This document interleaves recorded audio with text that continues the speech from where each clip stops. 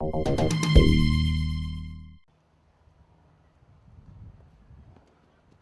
un dossier sécurité très controversé pour Nicolas Sarkozy. Le débat lié aux gens du voyage après les violents affrontements entre gitans et policiers à Saint-Aignan. Un débat qui voit à l'Élysée de nombreuses critiques sur une stigmatisation ethnique. Des accusations balayées par l'exécutif. Le souci du gouvernement, c'est bien entendu de faire appliquer la loi et de faire que les personnes qui ont décidé de choisir sur ce mode de vie puissent avoir des terrains pour les accueillir qui ne soient pas situés en centre-ville.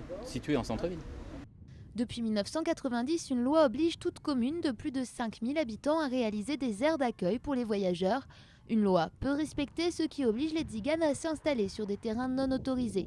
Or, le gouvernement a décidé de s'attaquer aux campements en situation irrégulière.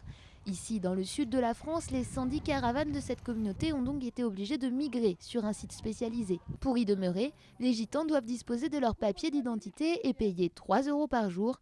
Pour eux, ces conditions sont trop strictes et ne prennent pas en compte les spécificités de leur culture. On préférerait mieux être dans un grand champ avec de l'herbe où c'est qu'on puisse allumer un feu, faire la musique, jouer de la guitare, manger dehors. Mais là, même pas ça, on ne peut plus faire parce qu'ils nous mettent, on dirait qu'on est sur une autoroute. Les gens du voyage représentent au total 400 000 personnes en France, dont 95 % de nationalité française.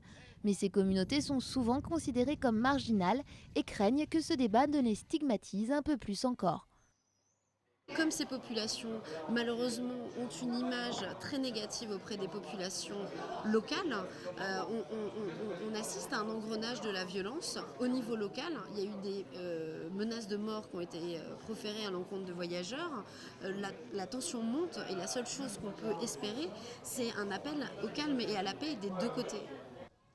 En prenant en main ce débat, Nicolas Sarkozy revient à son thème de prédilection, celui de la sécurité. Il tente ainsi de renforcer sa cote de popularité, actuellement au plus bas dans les sondages.